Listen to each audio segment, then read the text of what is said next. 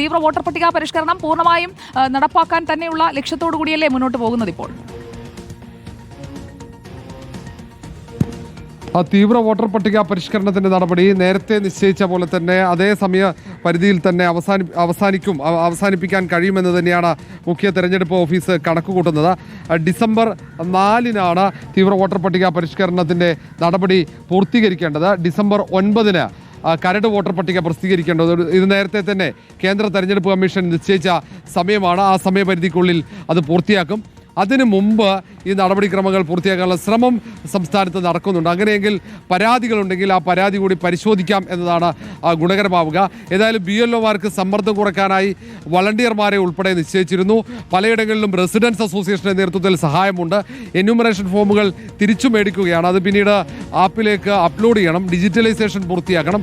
അതിനുൾപ്പെടെയാണ് NSSന്റെ വളണ്ടിയർമാർ ഉൾപ്പെടെ ഈ BLOമാരെ സഹായിക്കുന്നത്. അതിനൊപ്പം പലയിടങ്ങളിലും റെസിഡൻസ് അസോസിയേഷൻ ക്യാമ്പുകൾ സംഘടിപ്പിച്ച് എന്യൂമറേഷൻ ഫോമുകൾ സ്വീകരിക്കുന്നുണ്ട്. അങ്ങനെ കൃത്യസമയത്ത് പരിപാടികളെല്ലാം മുന്നോട്ട് പോവുകയാണ്. ഇനി അറിയേണ്ടത് BLOമാർ സമ്മർദ്ദം നേരിടുന്നു എന്നുള്ള ആ ഒരു ആരോപണമാണ് പ്രധാനമായി ഇന്ന് സുപ്രീം കോടതിയിലേക്ക് എത്തിയത്. TV പ്രസാദ് ഉണ്ട് നമുക്കൊപ്പം. TV Prasad, good evening. ആദ്യം തന്നെ കേൾക്കാമോ എന്ന് ചോദിക്കട്ടെ. നമ്മുടെ രത്തൻ ഖേൽക്കറിന് ഇടയ്ക്കിടയ്ക്ക് കേൾക്കാൻ പറ്റാത്ത ഒരു സാങ്കേതിക തടസ്സമുണ്ടായിരുന്നു. പ്രസാദിന് കേൾക്കാമല്ലോ അല്ലേ? കേൾക്കാം സുജയ, കേൾക്കാം. അപ്പോൾ BLOമാരുടെ സമ്മർദ്ദം അവരെ മരണത്തിലേക്ക് നയിക്കുന്നത് തുടങ്ങിയ കാര്യങ്ങളൊക്കെ ഇന്ന് കോടതിയിൽ വന്നു. പക്ഷേ കോടതി എന്നിട്ടും ഒരു അടിയന്തര സ്റ്റേക്ക് തയ്യാറായിട്ടില്ല. ഡിസംബർ 2 എന്ന് പറയുമ്പോൾ കേരളത്തിലെ ഈ പ്രക്രിയ പൂർത്തിയാകുന്നതിന് 2 ദിവസം മുൻപ് മാത്രമാണ്. അപ്പോൾ ഈ പ്രക്രിയയുമായി BLOമാർക്ക് മുന്നോട്ട് പോകേണ്ടി വരും എന്നതും ഉറപ്പല്ലേ? ഉറപ്പാണ് സുജിയ, ഇതുപോലെ തന്നെ മുന്നോട്ട് പോകേണ്ടി വരും. കാരണം ഡിസംബർ 4-നാണല്ലോ ഇവിടുത്തെ നടപടികളെല്ലാം പൂർത്തിയാക്കേണ്ടത്. അങ്ങനെ ഡിസംബർ 9-ന് കരട് ലിസ്റ്റ്, ഫെബ്രുവരി 2-ാമത്തെ ആഴ്ച തുടങ്ങുമ്പോൾ തന്നെ അന്തിമ ലിസ്റ്റ് എന്ന രീതിയിലാണ് ക്രമീകരണം. അതുകൊണ്ട് തന്നെ നിലവിലെ കാര്യങ്ങൾ അത് പൂർത്തീകരിക്കാതിരിക്കാൻ കഴിയില്ല എന്നുള്ളതാണ്.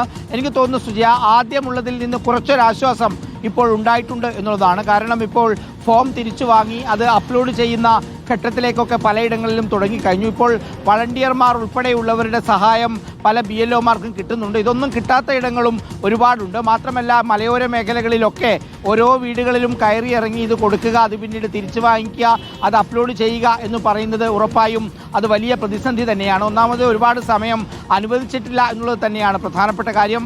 കാരണം ഇവിടെ ഏപ്രിൽ മാസം നിയമസഭാ തെരഞ്ഞെടുപ്പ് നടക്കുമ്പോൾ പുതിയ തീവ്ര പരിഷ്കരണ പട്ടിക പ്രകാരമാണ് തെരഞ്ഞെടുപ്പ് നടക്കുക എന്നുള്ളത് കൊണ്ട് തന്നെ കേരളത്തിന് വളരെ കുറച്ച് സമയം മാത്രമാണ് അനുവദിച്ചത് എന്നുള്ളതാണ് ഈ കടുത്ത പ്രതിസന്ധിയിലേക്ക് നയിച്ചത്. ഇന്നിപ്പോൾ ഒരുപക്ഷെ സുപ്രീം കോടതിയിൽ നിന്ന് സ്റ്റേ കിട്ടിയിരുന്നുവെങ്കിൽ അത് BLOമാർക്കൊരു ആശ്വാസമായേനെ. എന്തായാലും ഇതിപ്പോൾ അതേ സമ്മർദ്ദം തുടരുന്നുണ്ട്. ചെറിയൊരാശ്വാസം എന്ന് പറയുന്നത് വളണ്ടിയർമാരുടെയും മറ്റും സേവനം കിട്ടുന്നു എന്നുള്ളതാണ്. ഞാൻ നേരത്തെ പറഞ്ഞതുപോലെ മലയോര മേഖലയിലൊക്കെ ഉള്ളവർക്ക് വലിയ പെടാപ്പാടാണ്. എല്ലാ വീടുകളിലും എത്തി ഫോം കൊടുത്ത് അതിനിപ്പോൾ തിരിച്ചു വാങ്ങി അപ്ലോഡ് ചെയ്യുക എന്നുള്ളത്.